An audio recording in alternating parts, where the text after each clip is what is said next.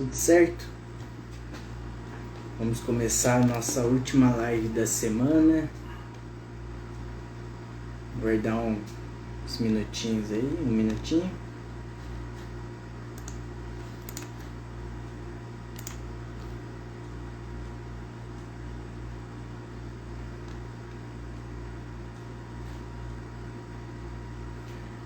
Vou desativar aqui as coisas.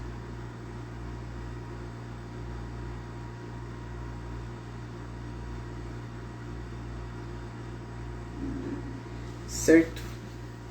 Vamos lá. Bom, hoje eu vou pegar o assunto de ontem e trazer pra gente.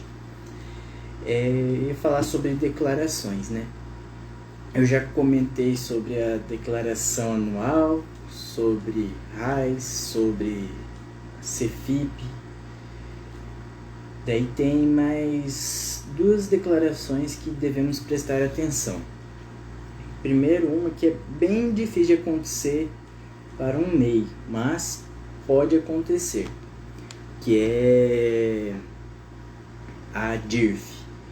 O que é a DIRF? Bom, a DIRF é uma declaração que você entrega para a Receita todo ano, informando as retenções, tudo que você pagou, mas teve uma retenção ali na fonte. No caso, para o funcionário, como você paga para o funcionário o piso ou o salário mínimo, não vai ter o imposto de renda retido. Então, nesse caso, você não precisa entregar a DIRF. Porém, se você adquire algum serviço e esse serviço vem lá na nota fiscal que teve uma retenção e você teve que pagar essa retenção por fora, mas para MEI eu acho que nem acontece isso aí. Daí você tem uma retenção na fonte, daí isso te obriga a DIRF também. Mas o que pode acontecer é se você tiver um rendimento isento acima de R$40 mil. Pode acontecer isso aí durante o ano, que o limite de faturamento do MEI é 81 mil. Tive lá um rendimento isento, mas eu acho que nem isso vai dar. Deixa eu só fazer um cálculo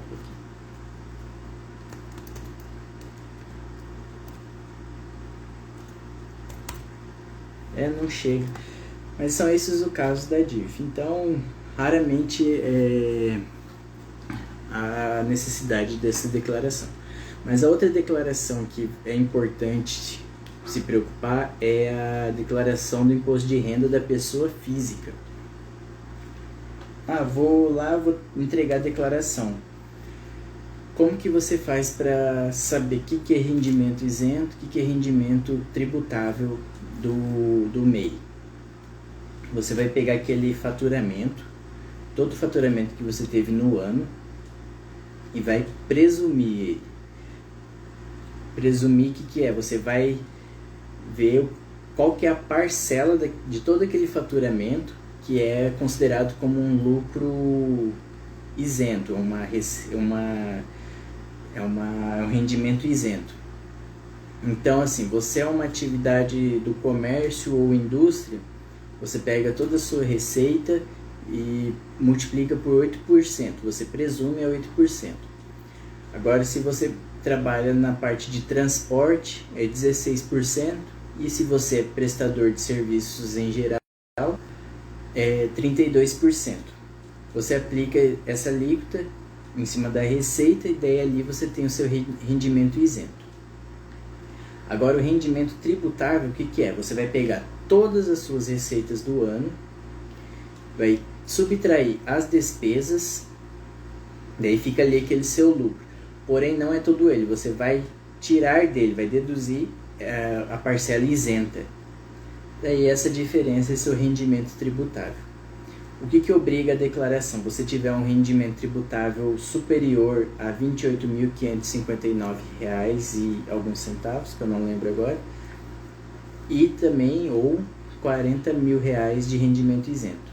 Então você faz essa continha aí, pega a receita, presume de acordo com a sua atividade, essa presunção é seu rendimento isento. Daí você vai pegar receita menos despesas, menos os rendimentos isentos. Esse é o seu rendimento tributável. E é isso que você vai lançar na sua declaração de imposto de renda. Mesmo se você não for obrigado e quiser declarar, é assim que você vai fazer. Beleza? Daí agora eu vou falar sobre baixa de MEI. O que é a baixa? Baixa é quando você resolve fechar a empresa. Não vou mais continuar com isso, agora eu vou trabalhar sendo registrado lá, não vou mais ser MEI, quero só fazer outras coisas. Vou lá baixar o CNPJ.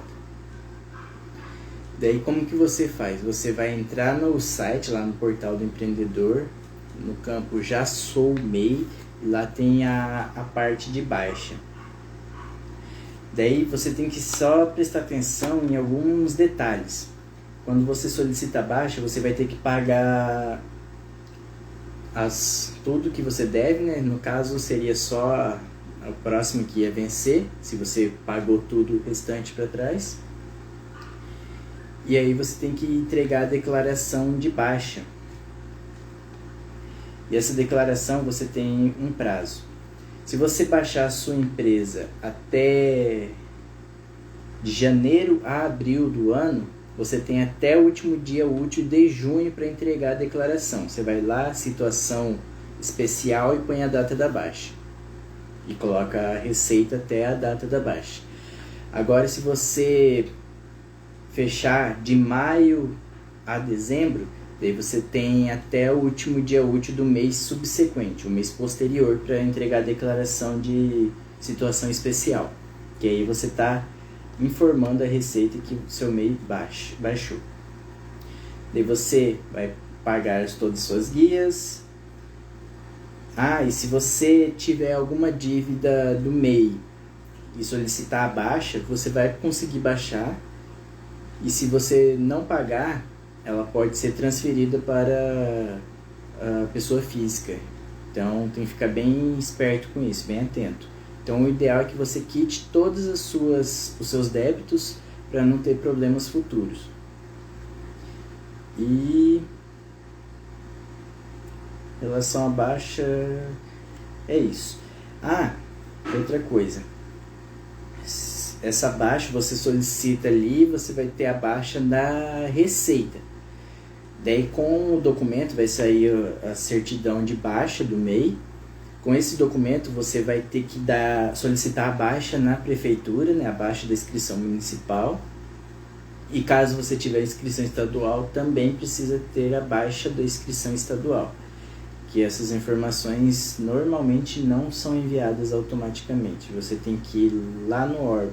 No caso do estado, aqui no estado do Mato Grosso do Sul, você consegue fazer digitalmente, mas na prefeitura de Campo Grande não. Pode ser diferente em outras prefeituras e outros estados. Isso é para baixa. E agora, quando o assunto é desenquadramento. O que é o desenquadramento? Desenquadramento é quando você não se encaixa mais naqueles itens que se referem ao MEI.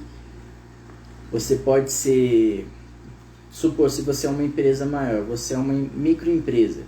Se você ultrapassar o limite da microempresa, você pode ser desenquadrado da microempresa. Se é uma empresa de pequeno porte, pode ser desenquadrado dessa também. Então, você desenquadra e pode enquadrar novamente se atender aos pontos ali indicados. Então, o que acontece? Você ultrapassou o limite de 81 mil. Você tem que informar isso para a Receita e solicitar o seu desenquadramento, para ficar tudo certinho. Ou você precisa registrar mais de um empregado. Isso também desenquadra do MEI. Quando você quer exercer uma função que não seja autorizada, não seja permitida para o MEI. Vou lá, quero fazer atividade de incorporação. Exemplo absurdo agora. Mas vou fazer uma atividade de incorporação. Nem no simples você vai ficar. Mas ir do MEI para lucro real ou presumido é bem difícil de acontecer. Quando você precisa abrir uma filial, também desenquadra. Ou quando você se torna sócio ou administrador ou titular de outra empresa, de outro CNPJ. Daí também desenquadra do MEI. O que acontece? Você vai lá no portal do MEI e solicita o desenquadramento automaticamente. Se você solicitar esse desenquadramento em janeiro, você já está desenquadrado ali naquele ano mesmo. Agora, se for de fevereiro em diante, até o final do ano, seu desenquadramento só sai no ano posterior. Uma outra coisa importante. O desenquadramento for por excesso do limite de faturamento, fui lá e vendi mais que R$81 mil naquele ano, você pode ter algum adicional no imposto. Você vai pagar o MEI daquele período, referente aos 81 mil. O excedente, você pode ter que pagar uma guia do Simples Nacional já. Então tem que prestar bastante atenção. Daí quando você for desenquadrar, você vai ter que ter um contador. Porque aí a partir daí se torna obrigatório. Você se torna uma microempresa e precisa ter os controles corretamente. Outra coisa, desenquadrei e agora? Só isso? O que eu faço depois? Você vai na junta comercial, vai solicitar o seu registro na junta comercial. O registro na junta, daí você vai ter que pagar as taxas da junta.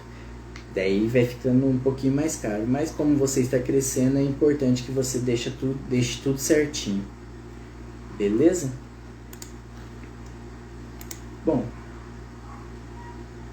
o que eu ia falar era isso, encerrando essa semana de lives, e a partir de semana que vem eu vou começar toda segunda às 7h30 eu vou estar gravando live para vocês. Só que eu não vou fazer aqui pelo Instagram, eu vou fazer pelo YouTube, porque eu tenho muito mais recursos. Então eu vou começar a aprofundar mais em relação ao MEI. Alguns pontos que eu nessa semana eu fui de maneira bem geral nos assuntos. Daí, a partir de semana que vem eu vou começar a ser mais específico nos pontos. Então toda semana uma live no YouTube, depois eu vou deixar disponível no próprio YouTube e no Instagram também, vou carregar aqui. Daí qualquer dúvida, qualquer coisa que vocês quiserem trazer sobre o microempreendedor individual, ou até qualquer outra coisa, quiser perguntar, estou disponível aí, certo? Se alguém tiver alguma dúvida por agora,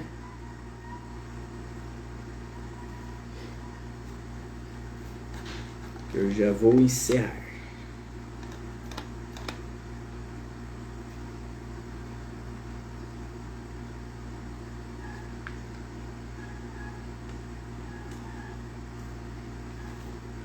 Certo? Então, boa noite, um abraço, fiquem com Deus e até segunda-feira.